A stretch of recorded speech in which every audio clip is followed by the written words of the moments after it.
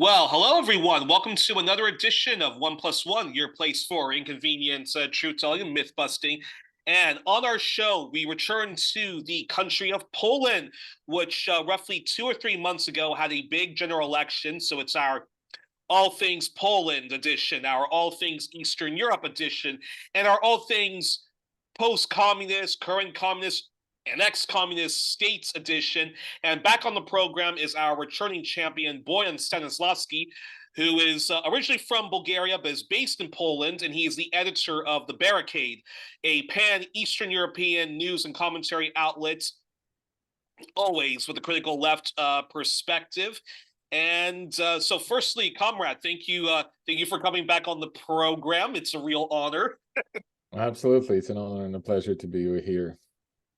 Oh yes, always an honor to have you, Boyan. And let's get into it. Actually, since and apologies to our audience, Małgorzata Kubiczeska-Figetz of Transform Europe was supposed to join us, but she is ill with a sore throat.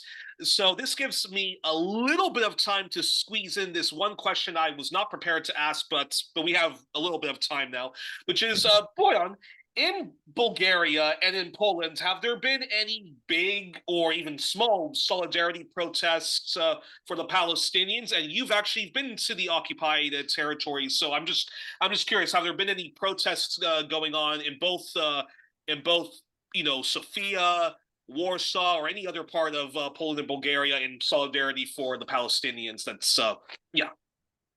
Yes, we had some demonstrations, 2 or 3 maybe in Warsaw, and also 2 or 3 in Sofia. In Sofia, I know the attempts were more, but the local authorities have successfully banned the demonstration, or have not issued permits to for those demonstrations to be held. I think this is absolutely ridiculous. That the mayor of Warsaw has also attempted that, but then the courts have actually overturned his decision, and the demonstrations in Warsaw were a little more numerous in terms of attendance, but I don't think that either in Warsaw nor in Sofia they've had any effect on the political stance of the respective ruling classes. They are in full support mode for Israel, regardless of this genocidal manic rage that has been going on there for the last couple of weeks. And I also would like to point out that this is a very ineffective strategy, because the idea behind it, I mean, I'm not talking about the genocide in Gaza, I'm talking about the bans or attempted bans on demonstrations in Sofia and Warsaw. Well, actually, I thought you meant protesting is very ineffective, but anywho, continue. No. Well, protesting is not very effective either these days, but that's not the point that I want to make. I want to say that the strategy or the idea that we will do everything that Israel might potentially be expecting of us, because this is the only way to please Washington, which is the only point of reference that the Polish political class and the Bulgarian political class have in their heads, is not is not an effective strategy, because in fact these bans or attempted bans, they only produce effect opposite to the desired one, or at least supposedly desired, because now more people are interested in those demonstrations, more people are interested in the message that the demonstrating people are trying or were trying to convey, and subsequently are more interested in what is going on in Gaza. And with the tide, generally speaking, in the mainstream, even the mainstream corporate media turning against Israel, I think that we're precisely at this point where the effect opposite to the desired is achieved. I mean, more people support Palestine or support, or at least are critical of what Israel's been doing. So that's the situation, and and I suspect that there is going to be there's going to be more demonstrations in the coming couple of weeks. Oh, depending, of course, on how the situation is going to unfold. Now we have this quote unquote ceasefire for like what, 4 days, 96 hours, something like that. So bombings put aside for 4 days, and then we'll go back to it.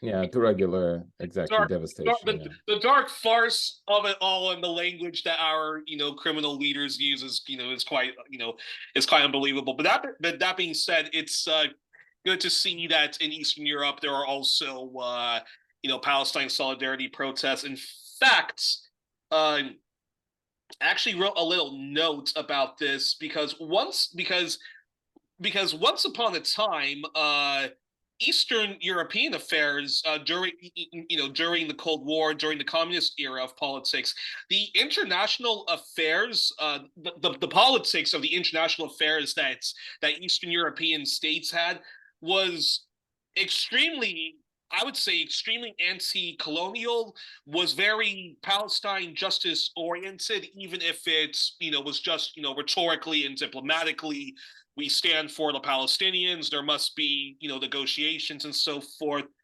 and so that I find is very interesting, that since the end of the Cold War, and Eastern Europe being being more aligned with what's called the collective West, the Anglo-American-Canadian empires, the pan-European empires, if you will, of NATO and the European Union. So since that period of what you call the civilizational downgrade, when it comes to foreign policy, and we're not just talking about endless Cold Wars with Russia, being aligned with the U.S. and its friends in the pivot to Asia, but even on something like Palestine, Eastern Europe foreign policy has only regressed. Am I correct in my assessment of that? Well, I guess that depends on the point of view. There are many people in Bulgaria and Poland throughout Eastern Europe who think that this situation that we're in right now is the perfect one, or maybe if it's not perfect, then we're on the right way. And the foreign policy of the United States, the foreign policy of the collective West, is the one that we should support, endorse, and join. So I guess it varies from country to country also when it comes to the question of civilizational downgrade. I use this word specifically for Bulgaria because when you look at Visegrad, for example, Poland, Hungary, the Czech Republic, and Slovakia, things look a little different. And a little, and the, let's say, the modality of transition was somewhat different in those areas as well. So not everybody would agree, especially with regards to Visegrad, that we are talking about civilizational downgrade since 1989. We're talking about problematic processes, but not necessarily ending in civilizational downgrade, or at least not to the extent as evident as we can see that in Bulgaria, Moldova, Romania, and so on. Now, when it comes to foreign policy, of course, the foreign policy of the nations of Eastern Europe, and let's say the former Eastern Bloc, they've always been defined from abroad, and were depending on the alliances that those nations were either compelled to make or chose to make. That's the latter happened, relatively rarely. But it is very, I think it is very audacious to imagine that a country like Bulgaria or a country like, let's say, Serbia or Slovakia could have fully independent foreign policy.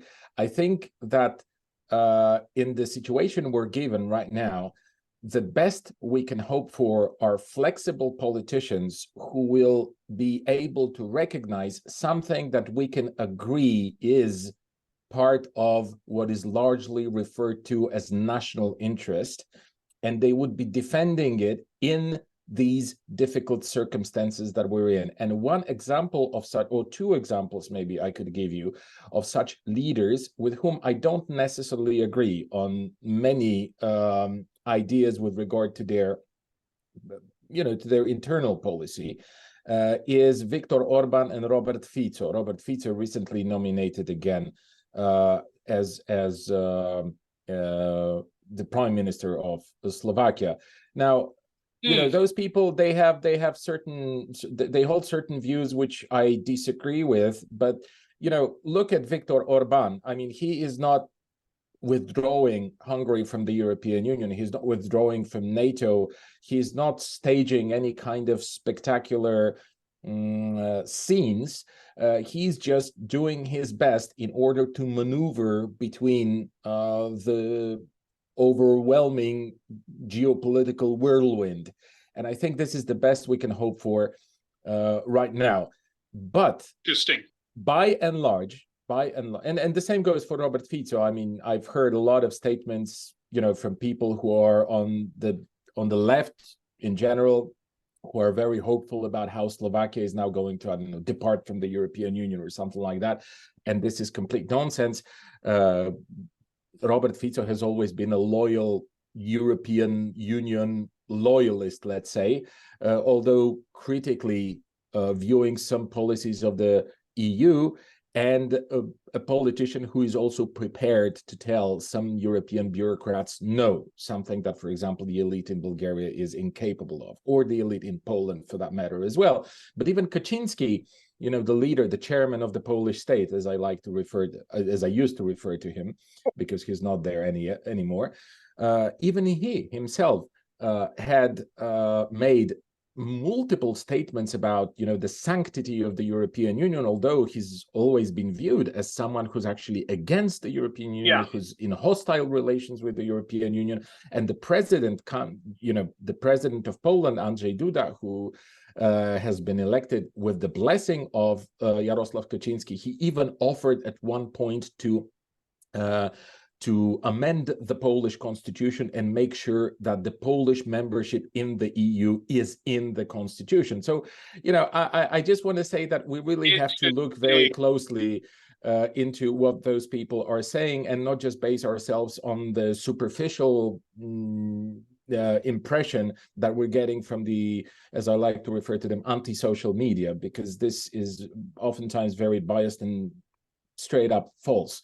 Now, to the foreign policy, because that was, you know, the question. The foreign policy in the past was, of course, designed by the Soviet Union, and we can have all kinds of criticisms of the policy, of the foreign policy of the Soviet Union, and I still think that we had more sovereignty back in the day.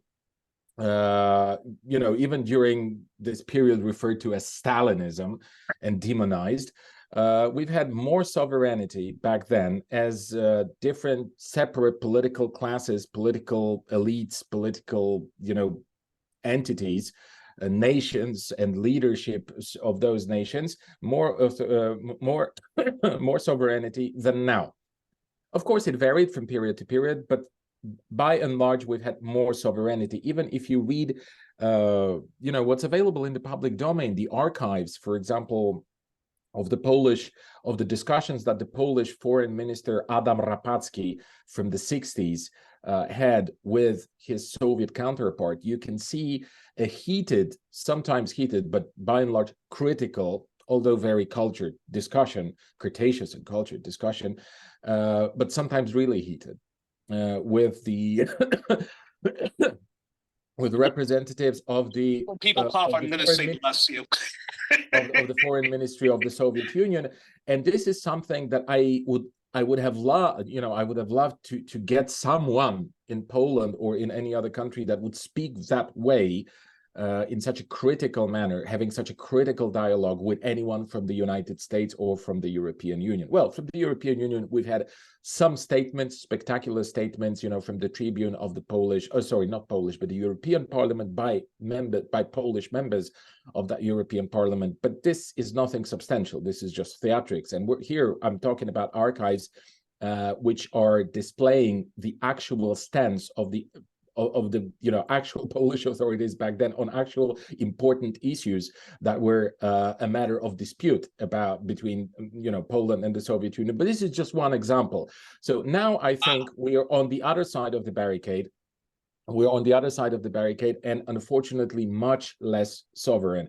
So of course the Soviet Union had a particular ideology, and that ideology was part of that ideology was what is referred to as anti-colonialism. And that was, I think, an instrument also for the Soviet Union to be able to guard its periphery. So, when you, like, part of it was ideological, but part of it was simple geopolitical strategy, that we want to make sure that, they don't get too close to us. And and I think many countries benefited from that. Obviously, there's a lot of historic record about how countries developed with the support of the Soviet Union, or how now certain countries are developing with the support of China. So obviously, this element in the socialist states is, it's there. However, I would not read the thesis that the Bulgarians, the Polish, the Czechs, or the Serbs have actually had a change of heart with regard to their foreign policy, to the foreign policy of their states. It's just that the political surroundings have changed, the world has changed, everything has changed, and the foreign policy had to change as well. That's how I see it at the moment. And the fact of the matter is that we are now, we are supporting matters and political actions around the world, but also in our region, for example, Ukraine, which are, not only non-beneficial, but straight up harmful to our economies, to our societies, to our culture, to our statehood, to pretty much every aspect of, a functional nation you can think of. So I would say, and this is not a risky thesis in my opinion, that the foreign policy of the Soviet Union was much more favorable to the interests, which, let's say, to the development, to the development of the states that were part of the Eastern Bloc. Now we can only see destruction, devastation, and decay. That's fascinating, and I just I just find that very fascinating. And very quick follow-up question then. One of these days, we're going to have to we're going to have some kind of a debate organized between somebody of democracy in Europe, or maybe even the famous Yanis Varoufakis himself, and yourself, because they kind of have the thesis. I agree with a lot of their stances and their advocacy work, but they kind of have this thesis that we need a new non-aligned movement. And that feeds into the argument that, once upon a time you had two gangsters, so to speak. You had the Soviet Union, which was, which was very colonial in how they treated its subjects, and then you had the United States, which was also very, brutish in how it treated its colonial subjects. On the Barricade, though, you and Arto Artnen, sorry if I'm butchering his name, have actually challenged that very thesis, because you see this with Ukraine, that it's an inter-imperial conflict between imperialist United States and its allies and Russia under this neo-Tsarist, some even ridiculously say neo-Soviet leadership of Vladimir Putin. And so I'm curious your response to that, given what you've just said about, well, I think back then and foreign policy now in Eastern European affairs. I think it would be great to have a huge portion of the world, join some camp of non-aligned states or something similar, but it's increasingly difficult because of the global tensions. I think it's really, really complicated to find your way and secure your statehood, your political being, the development, economic, and in all other aspects, without making a choice. And I think that we might get to a point where the Western chauvinism and American imperialism are impaired to the point where we can discuss, this kind of rearrangement of the world. But at the moment, I just don't see how it could emerge, how such a possibility could emerge out of the chaos that we're in right now, a dangerous chaos on top of everything. I would say that it might be an interesting reference point as further perspective, but for now, you know, if you want to hear my opinion, I think that every sane person should support the anti-imperialist countries and anti-imperialist governments, regardless of, you know, what they think about this or that, what their stance is on this or that issue, because we're talking about an open conflict with the most deadly force on the planet, that is American imperialism. And I do not believe that we can confront it on only, you know, by making on the Swiss model of, hey, I'm neutral, I can be a member of NATO. But also the question of, I think this example of Switzerland is very good, because Switzerland has actually sanctioned Russia really, really badly.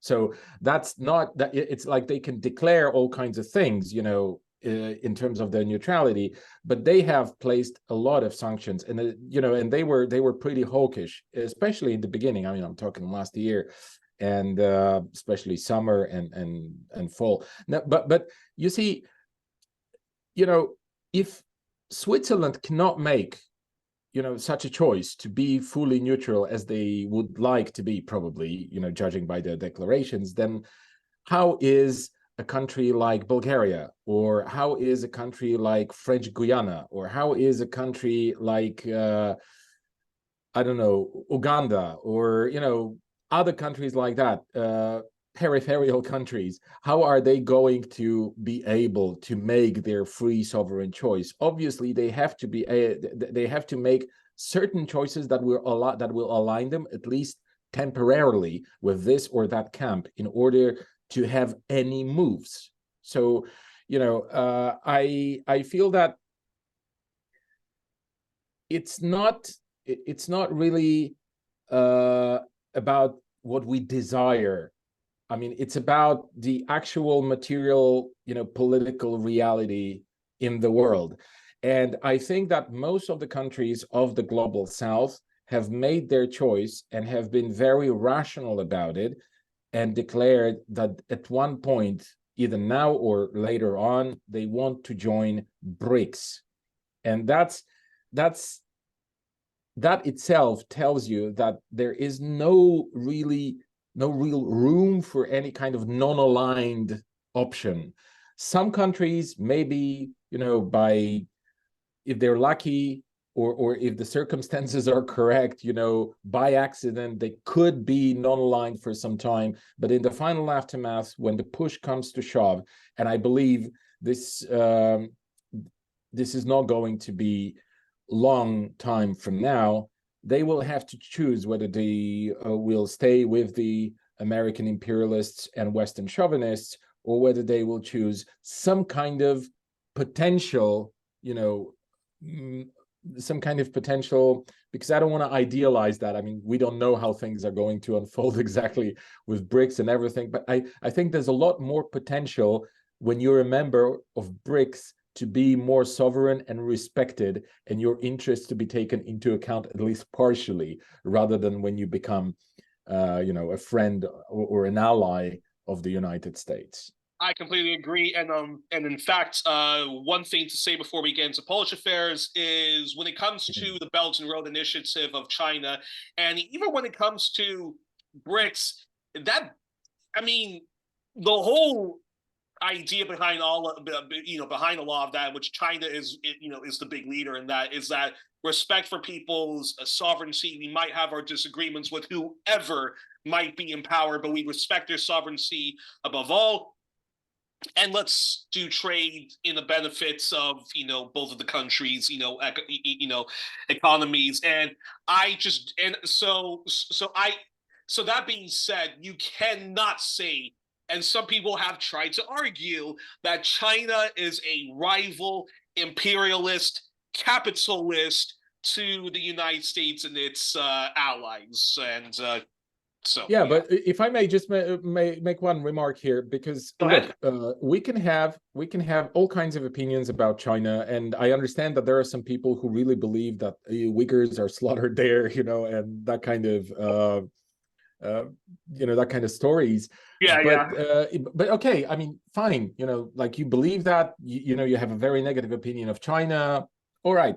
You believe that Vladimir Putin is, an evil Tsarist / Stalinist dictator who is threatening every citizen of Russia who dares to think freely, and so on and so forth. Okay, you're saying that, but what I'm inviting you can think the same of Kim Jong-un, that he's like, a crazy maniac who, I don't know, is eating his family members for breakfast or something. You can have that, I understand, but what I'd like to invite you to think about something else, and not about what those leaders are like, but about their position within the global political alliances, and what do they stand for themselves, their countries, and the other countries that are not directly or not yet directly involved in wars or major conflicts. And when you look at Xi, when you look at Putin, when you look at Modi, and Modi again is not the hero of my political story, but when you look at what they say about the position of or not so much the position, but the global architecture that they imagine is safe for everyone, then you might just want to consider supporting them critically at this one instance, when they are the only agents of actual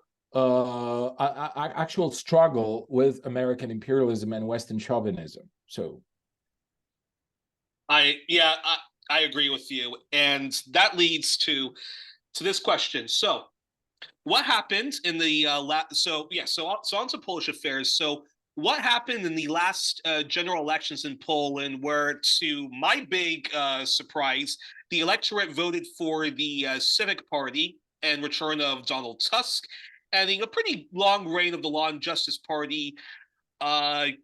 Your assessment, and a follow-up question to that is, what is the legacy of the Law and Justice Party to the working class and others that you think should be in the historical memory? I think that the Polish electorate did not vote for Donald Tusk. I mean, I see that there are attempts now to make him the next prime minister, but that's not because he's actually won the elections. The elections were won, mathematically speaking, by Law and Justice. They received some 30-something% of the votes. I can't tell you exactly right now, but we're talking about majority. I mean, obvious majority, not small by small margin. The point is, however, that the so-called democratic so-called opposition is the three organizations put together that made it to the parliament after the elections on October 15th.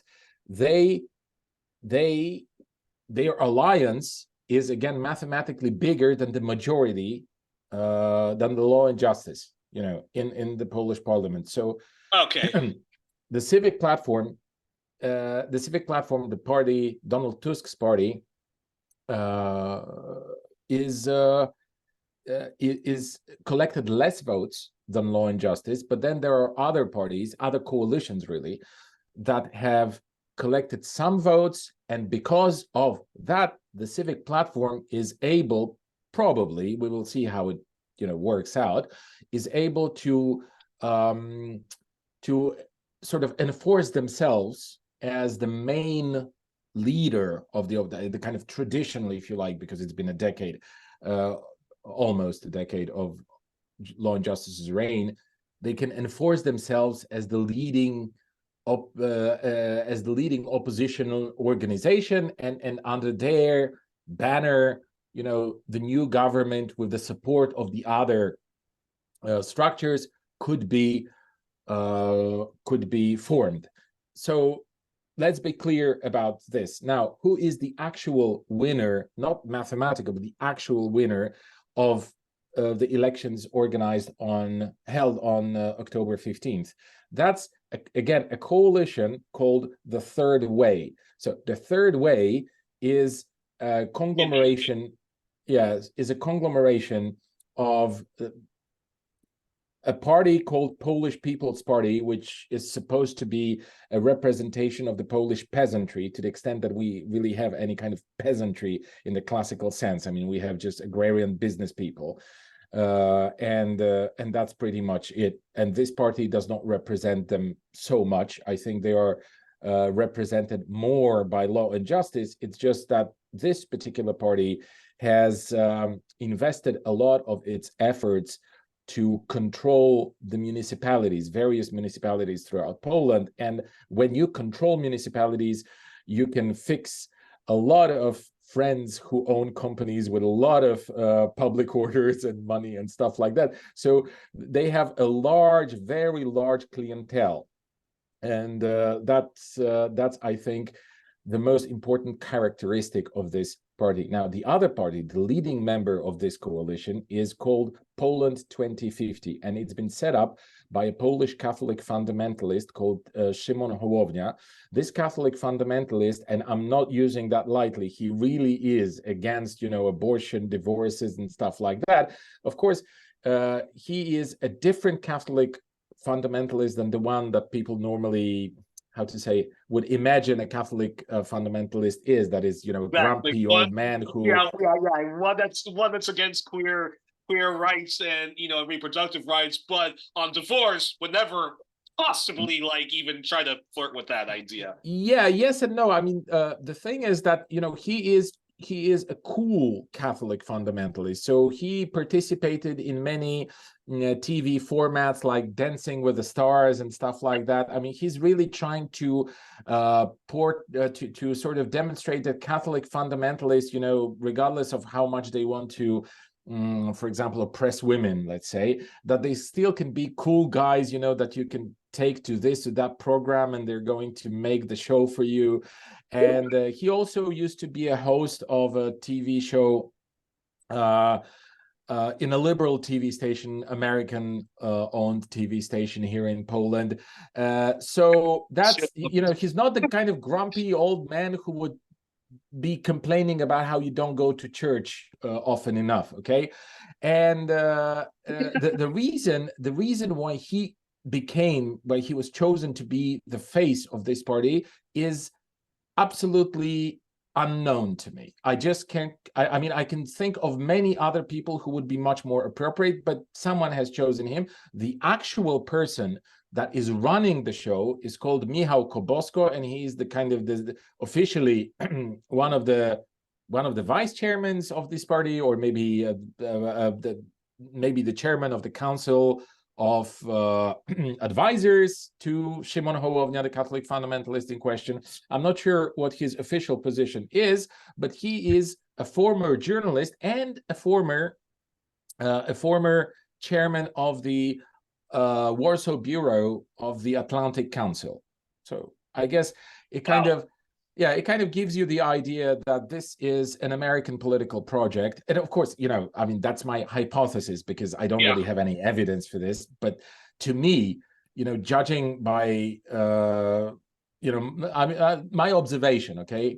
My observation is that the Law and Justice Party, which has definitely enjoyed a lot of support and help from the American Embassy and from the State Department, from the American Embassy in Warsaw and State Department in Washington, they just became so unhinged over the last couple of years that it was safer for the Americans to have another party with a bit of a different profile that is going to be that is going to secure a potential soft landing in Poland for American imperialism once Law and Justice rots and starts to smell. So that I think is the kind of overall concept here. And Donald Tusk, who is of course just as pro-American as any other politician in Poland, but is more loyal to the European Union, to Brussels, to Germany, and so on, he obviously was struggling in the beginning with the kind of ratings, growing ratings of the third way, and of course the solidly high ratings of Law and Justice, and it really looked a bit like it's a proxy election, like proxy election between the German, who supports German kind of let's say well, I don't want to say German imperialism because I don't want it to sound exactly like the American policy, but let's say who supports Germany having more influence on Polish politics, or who supports the United States having more influence on Polish politics. And then eventually it had to, things have turned around. There are many nuances here that I could explain, but I think they're more interesting to a person familiar with the Polish political process and its peculiarities rather than an international observer. So I'll just say this. At one point, Donald Tusk saw that if they keep pushing, if they keep attacking the third way as they used to in the beginning of their campaign, then it could happen so that the third way coalition might not even make it to the parliament, and that would endanger the Civic Platform even more, because then, according to how the mandates are calculated and how the votes are calculated and how the calculations happen in order to translate the amount of votes for this or that party into seats in parliament, that it could happen so that Law and Justice could emerge as even bigger than they feared in the beginning. You follow? I mean, they had to actually make friends with someone who is their opponent, or who used to be their opponent at the time, in order to make sure that Law and Justice doesn't get even more seats in the parliament than they were fearing it could get. I don't know what it is, but okay. So I saw that too. Yeah. All right. So they started supporting their media syndicate, which is very, very strong. I'm talking about this media syndicate supporting the Civic Platform. They started supporting the Third Way coalition, and the Third Way coalition made huge strides forward, and they ended up with, I think, 14.4 or 14.7%, which is something completely, totally unexpected. And it's only thanks to the fact that it has been widely presented as something that is outstanding, new, fresh. It's going to secure democracy. It's going to, join or lead the opposition. And many people, and this is how we get to the like borderline hysterical reactions about the turnout, because many people who were very, very frustrated of this toxic environment that they've been in for the last 10 years, this constant quarrels between Law and Justice and Civic Platform, Donald Tusk and Jarosław Kaczynski, and we're talking about a very dense and very toxic environment, really. I mean, I don't have the time to go into the details of that, but people had, the right to be disappointed and tired, and they took their collective, they thought they could take their collective middle finger and vote for the third way. In other words, vote for something which was presented by the media as something different from the Civic Platform and something different from Law and Justice. So they went there without, of course, reading the program, without, of course, without making any kind of effort to familiarize themselves with what are they voting for.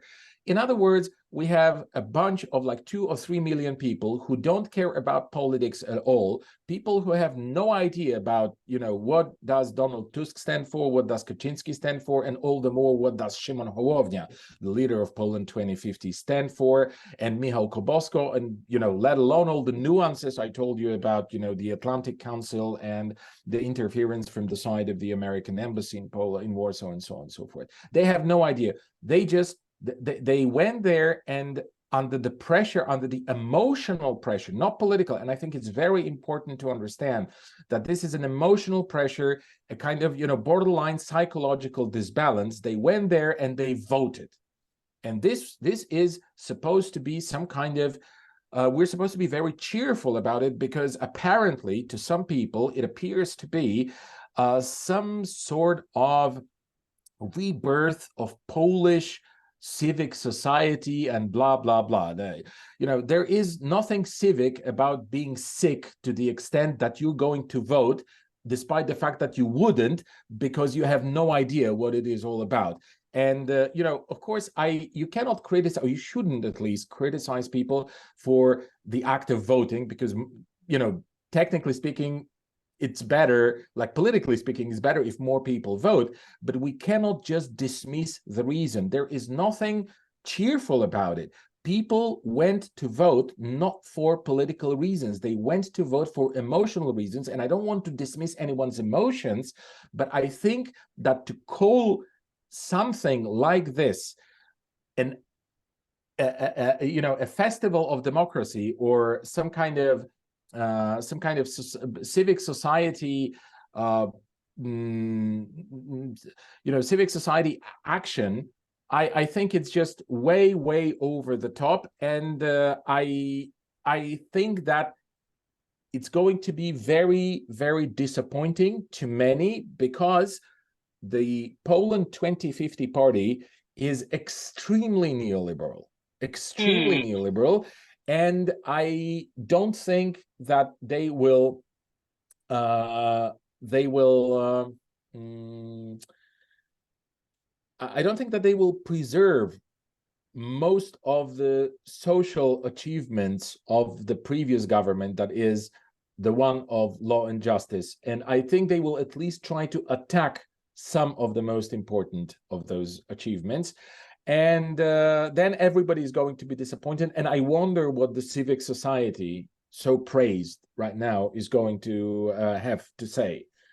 So I'm pretty pessimistic, but I also want to say that there were many hopes on the part of the left, because we also have a left, at least theoretically, left coalition. Actually, before we get to the left, then just if you can, very briefly, what were some of those policies, the social gains you mentioned of law and justice, that you think should be in the historical memory? We don't have to talk about some of their social regressive policies. I think we've talked enough about that. But talk about those positive gains, and what can we expect from. Okay, so hypothetically, if Donald Tusk was to become the new leader of Poland, what can we expect from his administration? Because Poland was under his leadership back in the 90s, and before he got a cushy job in the EU and was rebranded as some liberal left hero because the Brexit referendum was led by the far right and market fundamentalists, but he too was also socially regressive, and also, I mean, Donald Tusk, I don't think we should waste time speaking about the political profile of Donald Tusk, because it's a little bit like with Groucho, there's this scene from Groucho Marx where there's this guy approaching a political leader saying, like, look, this is my set of beliefs. If you don't like it, I have a few others, in my pocket, or something like that. I can't remember the exact scene. So, he can be a Catholic fundamentalist, he can be a liberal, he can say one day that, they prayed before every meal in their homes, and, in his home or with his family. And then he would say that he will never bow to bishops and priests and stuff like that. He will be in favor of abortion, then he will be against it. He will be for civil partnership for homosexual couples, or then he will say that it's complicated and we have to organize a referendum or something like that. He will say that the rich should pay their fair share, and afterwards he's going to go out and praise everybody who has registered any kind of, even self-employment sort of company, and he's going to say that they should not pay any taxes, they should not pay any social security, that they should pay nothing at all. So look, this is a person that you cannot trust at all. Like, he's going to say one thing today and something completely contradictory the next day. And the most interesting thing about him is that his voters, his followers, his church, they never care. They just support him. Like, regardless of, tomorrow he can say something absolutely outrageous, and he will still have the majority of the support, because this is how Polish politics. That's quite shocking. Oh. Polish politics function. I mean, we don't really have political parties. We have churches. That's the situation. And the church of Donald Tusk is like that. Now, with regard to the gains, social gains, well, there are some social gains. First of all, support for families with children. Every child, every family is entitled to 500 zlotys, Polish currency, every month per child, which is about 150 euros. And the Law and Justice plan to expand it to 800 zloty, which is about 200 euros. So that's important, especially for families where there are many children. Second, the base minimum hourly wage, also very important. We haven't had that. You had the minimum wage, monthly minimum wage, but then when someone is employed on an hourly basis, then they would get peanuts. Now now back in 2016, things have changed in that regard. Also other initiatives of that kind. And I'm not saying that this is something that created new Poland, that Poland has now become a social state or anything like that. No, but this was at least a good beginning. This was the correct way to, to make further developments. And it also laid a basis, and that's very important, something that is neglected widely. It laid a basis for discussion, for general discussion about how do we want Poland to, what system do we want in place here. It also provoked many reactions on the part of the people supporting, especially part of the elite and the media supporting Donald Tusk, who have demonstrated that they have a very big problem, like cultural, social problem, with those people that were empowered by these social measures. There's a lot of hatred, apparently. There's a lot of hatred, there's a lot of contempt from the side of those people, as I say, mostly media members and kind of important personalities in Poland supporting Donald Tusk. They just hate the plebeian part of the Polish society, and they've written and discussed about them and in very derogatory terms, and discussed them as if they are the major problem, that the major obstacle on the path of Polish development, because they can be, as it was described in the Polish media, corrupted by some 500 zlotys that can be thrown there, for their children or something like that. So this provoked a lot. Weird, interesting.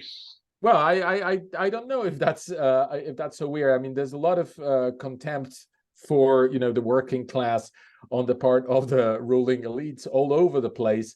But this had a particular angle, like, you voted for Law and Justice, and Law and Justice is perceived as something ultimately evil. So you are also evil, and you voted because they gave you some money. So you're a profoundly immoral person. And of course, I'm simplifying it here right now, but there's no exaggeration here. I mean, this is pretty much the phrases, the words, and the emotions invested in this kind of descriptions that those people produce in the media and elsewhere. And this is very revealing about what some Polish people think about other Polish people. And I think this was an important revelation for many. So I feel that the social gains are one thing, but also the social reactions to the social gains are a very important part of the legacy of Law and Justice, regardless, again, of their nonsense about, the church, the, abortion and stuff like that. But for very quick follow-up before we talk about the Polish left, and I got three three other important questions to ask following that. But very quickly, okay, if this new grand anti-law and justice coalition and the Civic Party was to get into power, any hopes that reproductive rights would be reinstalled, that there would be some kind of advances for the LGBTQIA plus community, or yeah? No. Okay, all right. That's all. That's the only answer I needed. Yeah, no, that's exactly that's some. We've had this conversation, by the way. I mean, of course, with different questions, but about the same idea.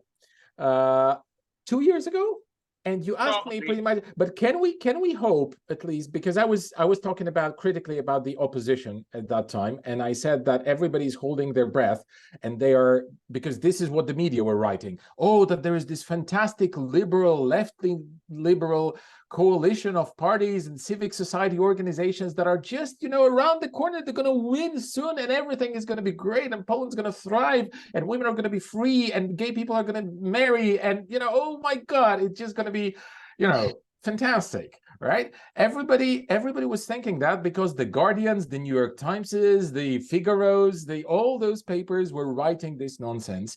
And Euronews as well, at least on the internet pages, not so much the broadcast, but the internets of Euronews.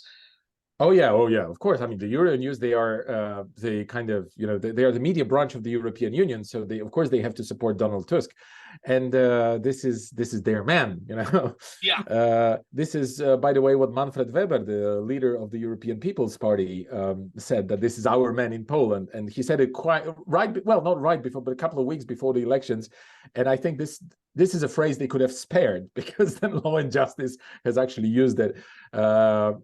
Trying to explain quite rightly that the European Union is just simply trying to colonize you via Donald Tusk. But that's another story.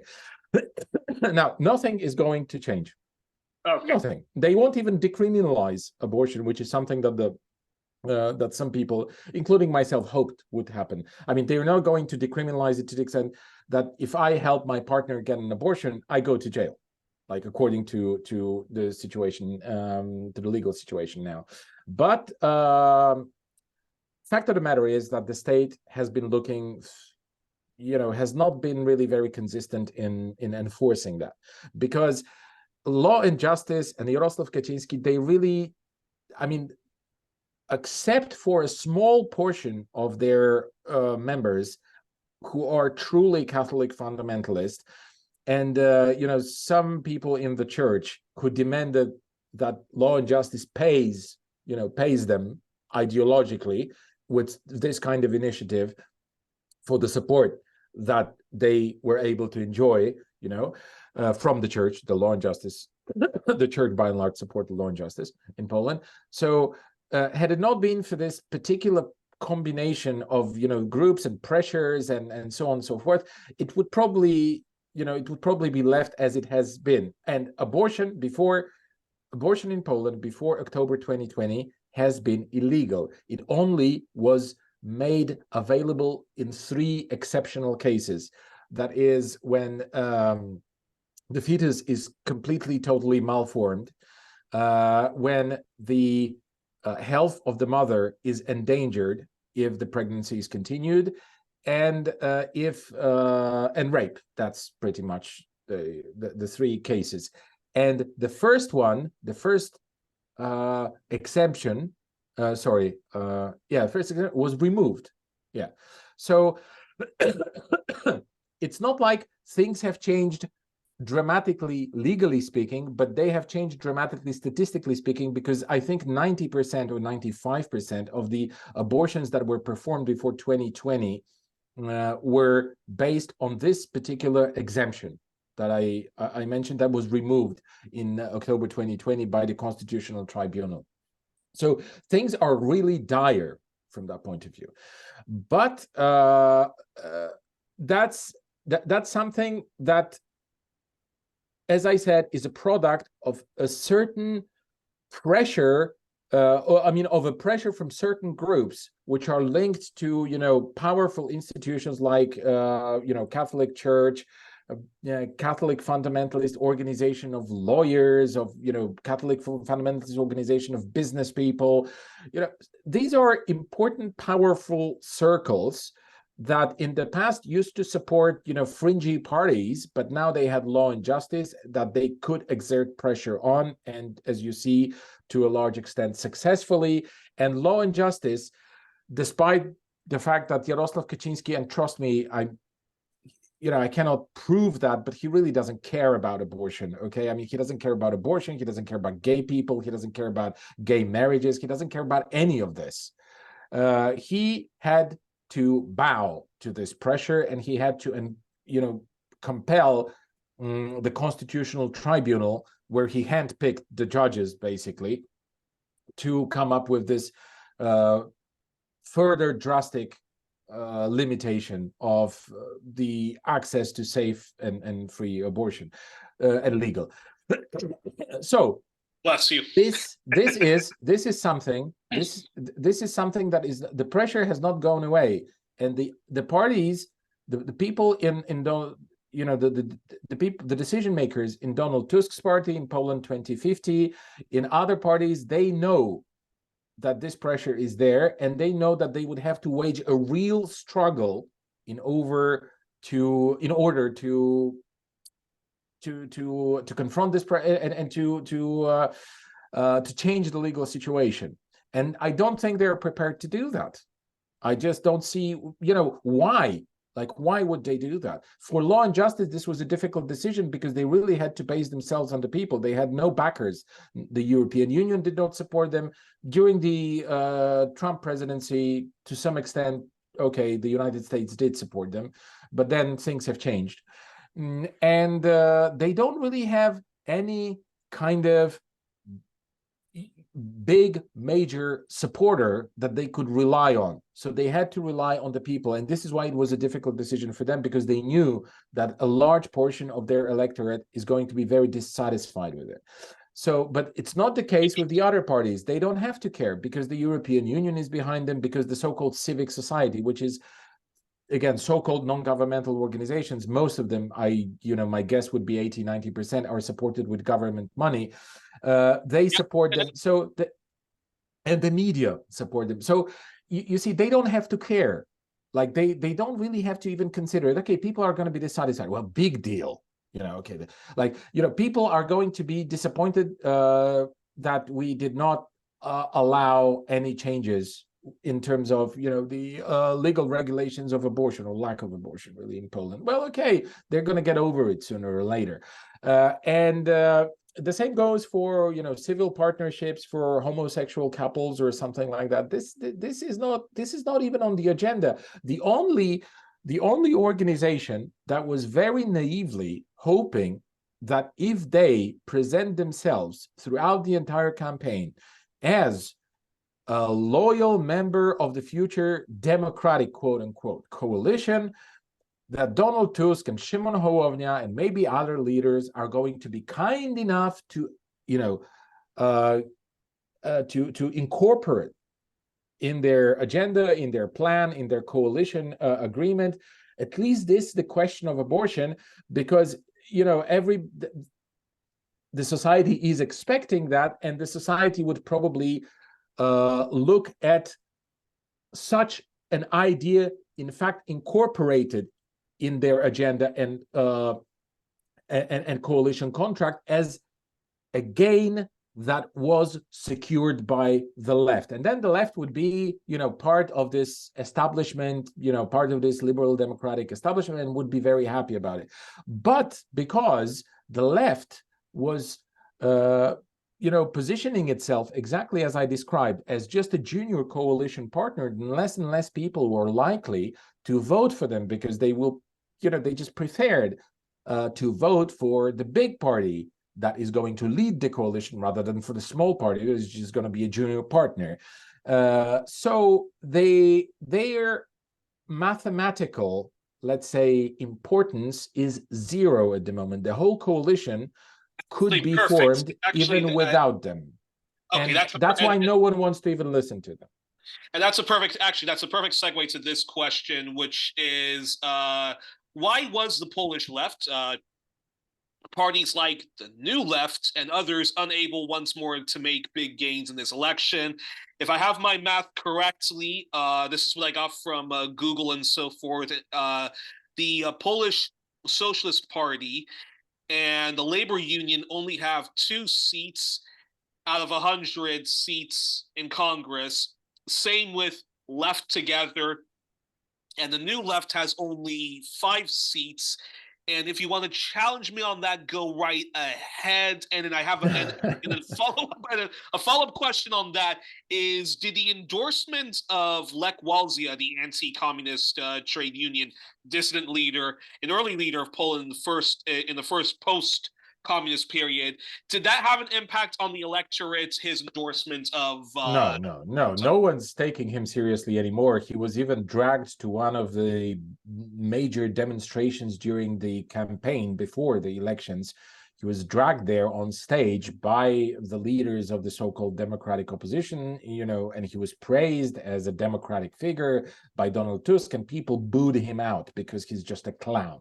I mean, no one really takes this person seriously anymore, with the exception of a couple of fanatics of the Polish transition. Okay, so no, like, his endorsement is more like a kiss of death rather than any sort of supportive element.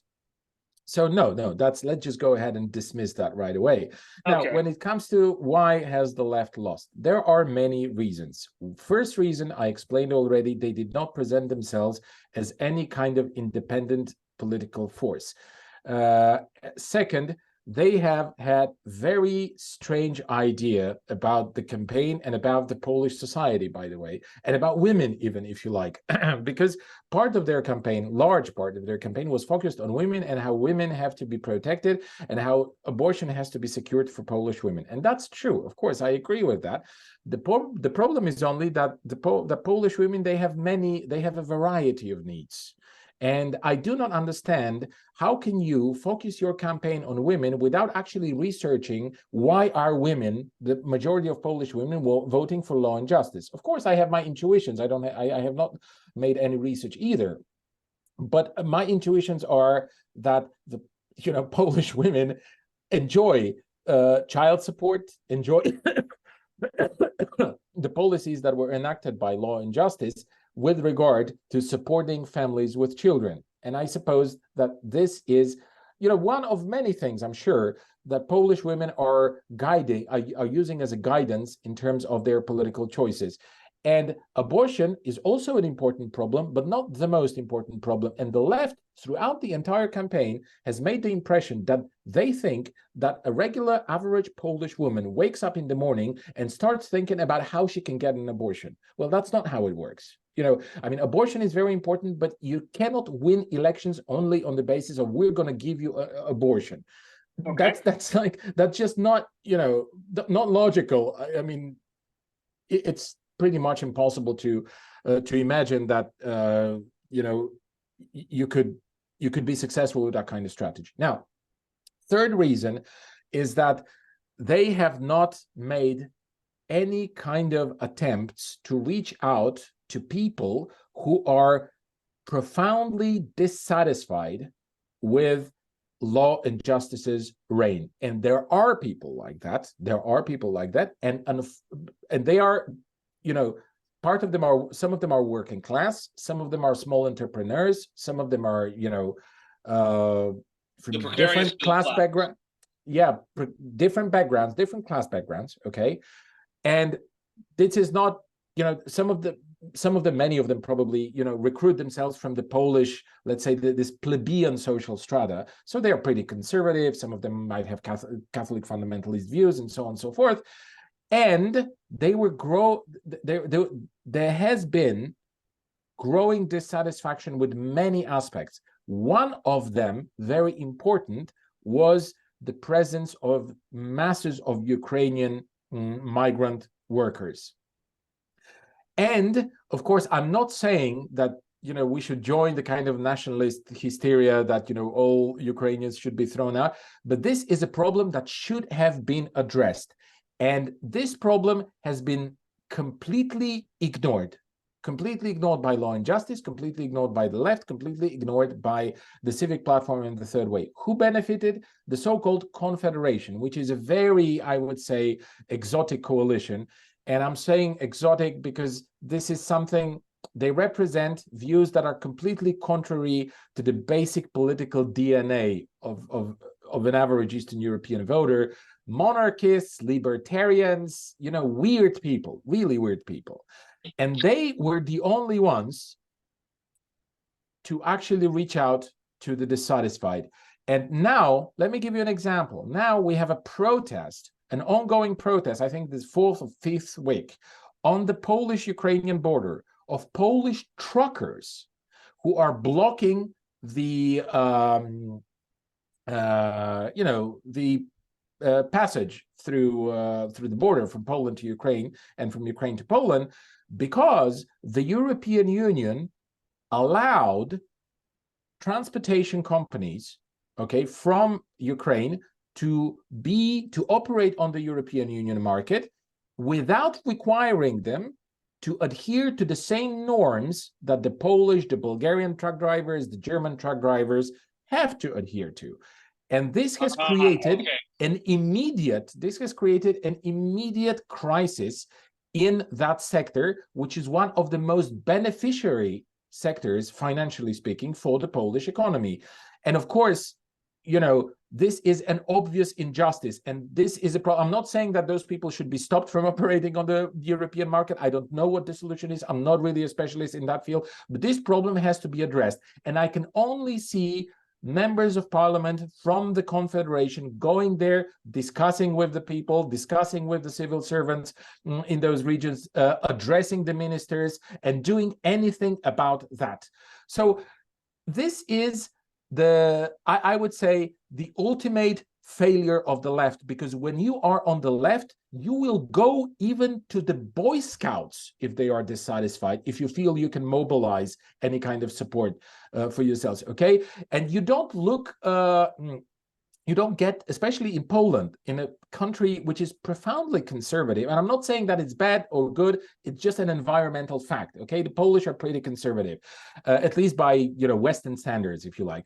And when you are a left politician here, and when you are serious about struggling for power and getting to power, and when you're serious about representing the oppressed in the society, you go there and you do your political work, and you make sure that those people give you some kind of feedback on the basis of which, together with your advisors, you can build expertise and then build support within the political class. This is something that the left not only has not done, but seems to be unaware of the fact that it has to be doing that. So when you are unaware of where you should go, in other words, when you don't know where you're going, you will always end up in a blind alley. And this is where they are right now. If I can ask one follow-up question before I get to my last question, then. Sure. It's interesting what it's interesting what you were saying. It sounds to me as if, is it safe to say, and we're just talking about Poland, so let's leave aside the other Eastern European countries, even though they're all going through a very similar crisis. But it sounds to me as if the left in Poland, is it safe to say that that they're afraid to engage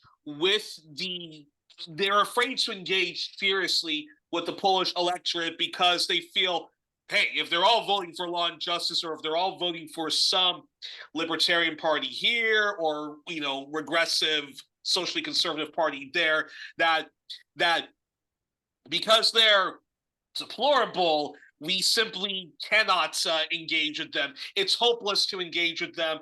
Ergo, we need to just mobilize people who already agree with us, preach to the converted, and hopefully with that approach, more people will become converted to leftism. You struck it right without the last part. I mean, no one there hopes anymore that anyone could be converted to anything, especially leftism. You know, I had this, I recorded. Because sorry to interrupt, but there's a similar thing going on in the United States where there are some people who think that, places like Texas, places like Kansas, places like, I don't know, Mississippi, the South, the Bible Belt, whatever you want to call them, that they are so far gone in far right reactionaryism that they're deplorables, ergo we cannot engage in them. So let's just hope that more people populate California, DC, New York, the Midwest, and we can win elections like that. I would say this is a very far-fetched comparison because, United States has its peculiarities and the political system there and the left and the history of the left. And let's be honest, I mean, there are no spectacular successes of the left in the United States, whereas we had power for 50 years in Poland and throughout the Eastern Bloc. And, we've built the Soviet Union. I mean, not myself, but I belong to that tradition. So what I'm going to say is the following. I will soon release it, hopefully this weekend, depending on whether I will have time. I recorded a conversation which I find very interesting with a former member of the Razem Together party, the kind of modern Polish left party. Her name is Urszula Kuczyńska, and she was expelled from this party. She told me that, look, Boyan, everybody's very surprised by the evolution of this Razem organization, this party. But you shouldn't be surprised because in fact of the matter is that in the beginning, they created this sort of populist leftist platform and they were very successful. This is how they built their success. But because this was just an intellectual exercise by people who were, PhD academics and people from big cities with careers in corporations and so-called civic society organizations and so on and so forth. This was just, a kind of thing that was a reflection of their ideas that they had in their head, but they never really were those people. I mean, they never really were popular leaders. They never really intended to become popular leaders. They wanted to become professional politicians, at least some of them. And, because they live in this kind of world where, you can speak and discuss and make intellectual amusement out of misery of the working class. And you can pretend that, you support them and you are with them and so on and so forth, while in fact, you are disgusted at them when they get close to you because you also have this moral superiority, right? Because you stand for all kinds of liberal ideas, civic liberties that they don't like or potentially don't like and so on. So now, after this convoluted evolution, those people are finally where they are supposed to be. They are, somewhere on the fringes of the political life in Poland. They're close to the party which is representing the interest, or is said to be representing interests of the European Union, and the European Union is sanctity. The European Union is the only guarantor of, the Polishness not to overwhelm, the state, the country, the political system, the culture, and so on and so forth. So they are where they should be. And to your question about whether they think that we're not going to reach out to the workers because they are not leftist, which is, I'm paraphrasing, you didn't ask it the same exactly that way, but I understand this was the essence of the question. Exactly that. And this is exactly what one of their leaders, who is now an MP, one of their leaders said in a Twitter X conversation, where she said that we do literally, she literally said, we do not attract workers because they are not left-wing. So, I mean, this is the level of misunderstanding, okay? Wow. This is the level of ignorance. This is the level of nonsense that, and we're talking about the leaders. So I don't even want to go there and see what their rank and file members are thinking about many aspects that, one would think are important for the left. So I also can, there's one more quote from this that I remember from Urszula Kuczyńska, my guest. She said, I'm very much on the left, or at least I perceive myself to be very much on the left, but I'm not one of them.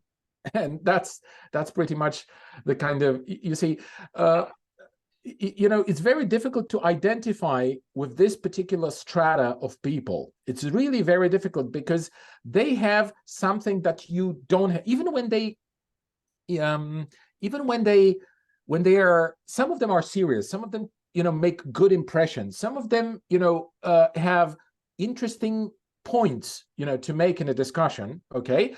But, when you break it through the class aspect, you see that even the most interesting people in that party who are, who hold leading positions, they are, for example, just one example, without throwing names, children of wealthy doctors, owners of huge apartments, mansions almost, in the center of Warsaw, and they who have never worked one day in their life, so we're talking about a completely different world, okay, of people who can afford to play the game and pretend that they are really there for, So these would be the kind of people, and you hear it oftentimes, in working class circles and in far left circles, the bourgeoisie, those social, those liberals. So would these be the kind of people who if you had a gun pointed to their head, they still would vote for a liberal party? And I'm not talking about a socially liberal party, which is noble, but I'm talking about a liberal party in which the economics is still in the hands of a tiny few. It's capitalism with a human face, and it's the kind of people who would vote for an Obama, a Blair, as opposed to David Cameron, Boris Johnson, and totally. But now, just ask yourself this question. I just described the kind of social economic situation of one of the leading members of the Razem party. Ownership of huge flat, no economic problems, coming from wealthy family. How is this person going to act against her own interests? Like, how is this going to happen? I just don't see what would be the rational premise for this kind of action. So like I think we should just we could be surprised because we had some hopes, and I had some hopes included. But if we analyze it assertively, then we should not be so surprised, because this is just the motion of class. This is a class motion, so to say. Like, things end where they have to end when the push comes to shove. And I don't think they really had much of a choice. I think they're going to go like next round of elections, and they're just going to disappear. And they're going to be where they started before 2016, which is a small group, fringy groups of so-called civic society, begging for grants. That's what they're going to be, and they're going to be happy, I suppose. Unbelievable. And the next time Eddie, I'm trying to formulate a couple of shows where we talk about how do we actually overcome the far right and its media, but we're going to save that for another day, because it's very interesting what you just said. By engaging in a debate, that's especially with their supporters, that's how we're going to win. Yeah. Interesting that you say that. But this leads to my final question, which is the following. I've actually this question before, so forgive me for asking this again. But given what you just said about the Polish left, that you were talking about, the sort of people who are more oriented towards, the middle class, upper middle class, and so forth, that, faction. Do you think it's long overdue Poland and the region of Eastern Europe, or Eastern and Central Europe, its left there needs to move beyond its anti-communism leftism? And I ask you that as we reflect, or as you reflect on the death and legacy of Milan Kundera of the former Czechoslovakia. He identified as a Czech. And looking at the politics of, that country, it's wanting to ban Russians from entering the Schengen zone and other Russophobic actions. And this goes back to what we first talked about. Its defense minister who called for who called for its country to withdraw from the UN over measures condemning Israel's excessive military violence in Gaza, which he said was a pro-Hamas vote, and that Israel is facing a second Holocaust. So, I'm curious, your response to that and some reflections. Well, given all we've talked about. You asked at the beginning of our conversation about the foreign policy switch, right? How come we used to be anti-colonial? How come we used to be pro-socialist? How come we used to be this and that? And then now we are this laughing stock, because this is laughing stock. I mean, not prime minister, was it defense minister, right? Who said all those defense minister of the Czech Republic. Yeah, exactly. So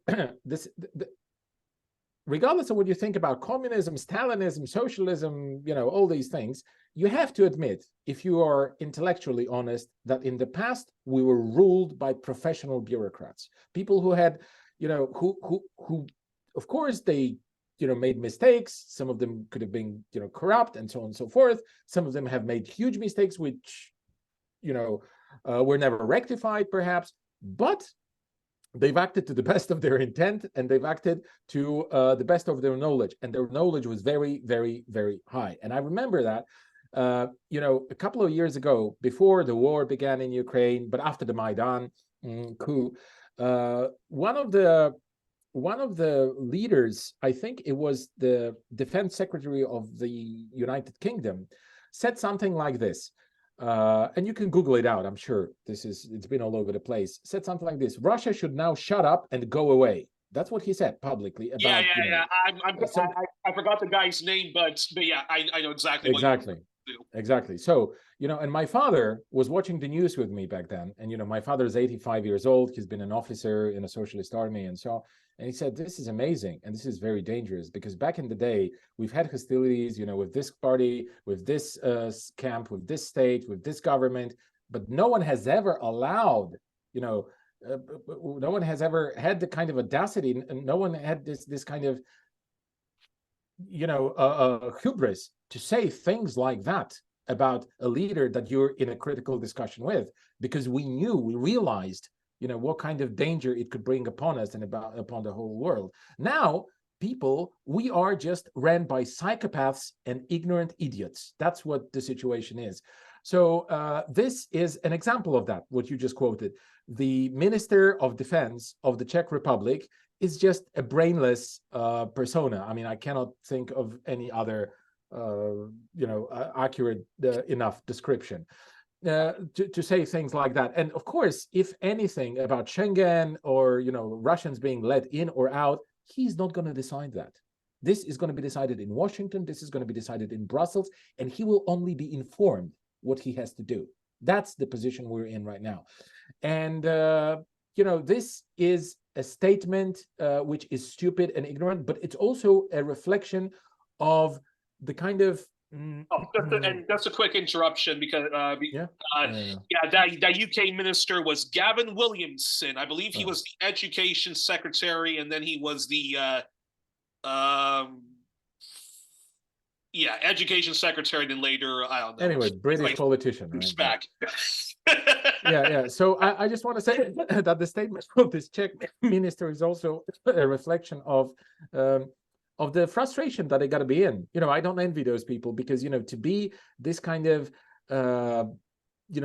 supposedly important persona in politics in a, middle-sized Eastern European country, you'd want to be treated with respect and stuff. And they are just bossed around, and they are, humiliated every step of the way. So obviously, they have to somehow compensate it by, spitting at Russia or spitting at China or whatever other thing. So that's how I see this. Unbelievable. But do you think there's any chance where the left in Eastern Europe can move beyond the anti-communism leftism, which much of that was actually was actually forcibly imported, not just from, the United States government and its allies, but even amongst the Western left, various, various Trotskyist organizations, social democratic organizations, and whatnot. I mean, I'm not saying that we completely. I'm not saying that we ignore whatever state crimes such and such a government did. And I'm not saying that we don't criticize the Soviet Union for what they did to Czechoslovakia when they tried to do socialism with a human face. I'm not saying any of that. But a lot of the anti-communism leftism, which Eastern Europeans are force-fed to the point where the left can't even talk about any of the social gains that happened during that period, any of the positive stuff in foreign policy, as you just outlined, that is because of this anti-communism derangement syndrome. And unfortunately, a lot of the Western left, but even the global left, has participated in this. They do this self-McCarthyism, they do this self-red baiting, and it's their way of saying, look, I'm a good person because I can criticize the Soviet Union. Moral superiority. And they're also overcompensating it because of just the because of the Red Scare, McCarthyism, blah blah blah blah, all that stuff. Look, this has been a problem pretty much ever since I can remember. Ever since I joined politics, and I've also been part of that process. Like, in a sense, I've also been a firm anti-Stalinist at some point, and I would argue that the Soviet Union was not real socialism and stuff like that. I consider that to be a complete and utter nonsense. There are many variations of socialism which we should just accept as our legacy, and we should of course criticize this and that process or occurrence. But let's be honest. I mean, this is not something that can be described as something that delegitimizes the whole ideology or the corpus of ideas. Okay, I mean, these were mistakes. And if you look at communist organizations, serious communist organizations, not like the three men and dog here and there,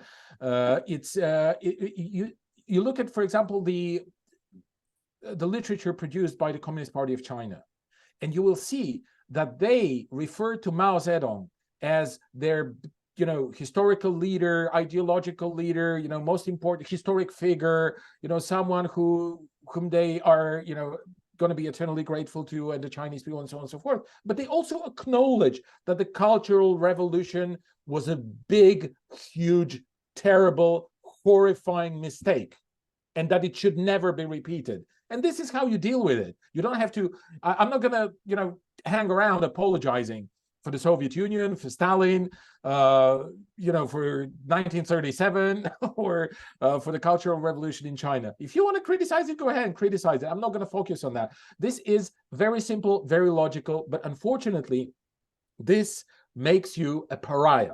And if you are going to represent an ideology that has always been fervently attacked, you are going to be a pariah, at least in certain circles. And you're going to have to live with this, okay? And like, this is a choice that you got to make for yourself morally. And many people are just not prepared to do that. And, I kind of understand this. But if you ask me the question, is there an option for the left to actually start gaining traction? Then I have to refer to the topic that we're going to discuss maybe next time. You have to engage in a debate, and you are going to have to act with people. And this is a lesson that we've all learned, or that's the lesson that the world was trying to teach us over the last couple of years. We have to open our minds and our hearts to people whom we don't like so much. And my experiences, and I'm, this is my genuine empirical experience, that in Poland, it's much easier to discuss, for example, the positive legacy of the Polish People's Republic with people who support law and justice than with people who are in the Razem party. It's much easier to discuss the Soviet Union. Wow, that's interesting. That's exactly. So that's it's much easier to discuss the positive legacy of the Soviet Union with the Ukrainian migrant workers. Some of them supporting Bandera, even, and stuff like that. Okay, I mean, the modern version of it. It's so like why is it so? That's interesting, but why is it so? Well, because the political compass is completely broken. That's the problem. The left, the official left, is doing what the right wing used to do. The official right wing is borrowing from the left's classic sort of concepts, actions, and ideas. And people are completely, totally confused. And what they represent, what they say they represent politically, is something that they think they represent. And again, I don't want to, downplay the majority of the population's ability to think or their intellectual potential, but because of the media kind of toxic, because of the toxic environment that the media is creating, because of the overall confusion, because of the decay of any kind of ideological thinking in major political parties, not only in Eastern Europe, but in general, like this is the trend throughout the so-called collective West. That makes people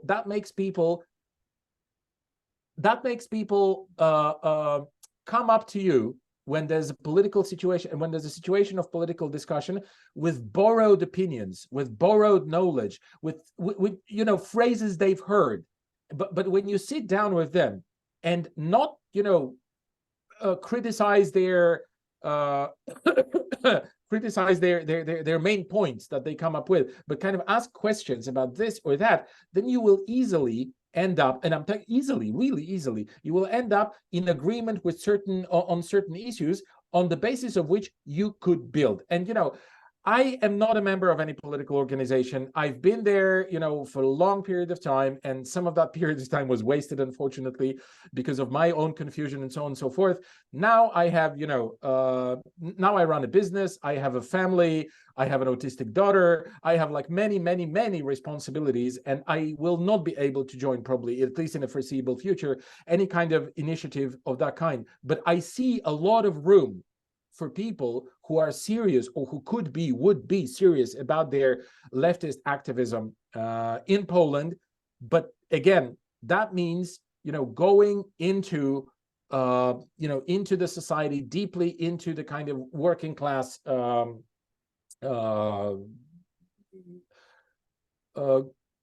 the working class social sort of composition. So you'll have to go there, and you'll have to speak, and you'll have to build from scratch. Let's be honest here, the left, if it's going to have any future, it requires an urgent refoundation. That's the situation, in my opinion, at least in Poland and Eastern Europe, in my opinion. Well, he may not be able to join a political organization, but he is the editor-in-chief of the Barricade. So I think it's the perfect place to close. Yes, I think that's a perfect place to close. So this was another edition of 1+1, your place for inconvenient truth-telling and myth-busting. We were joined with Boyan Stanislavski, who, again, is the editor-in-chief of The Barricade, which is a pan-Eastern European news outlet which offers news and commentary often from a critical left perspective. And I encourage everybody to subscribe to them, donate generously to them if you can. That way, that way we can build more independent media and offer you more content such as this, and hopefully, advance the left and this right-wing reign of terror.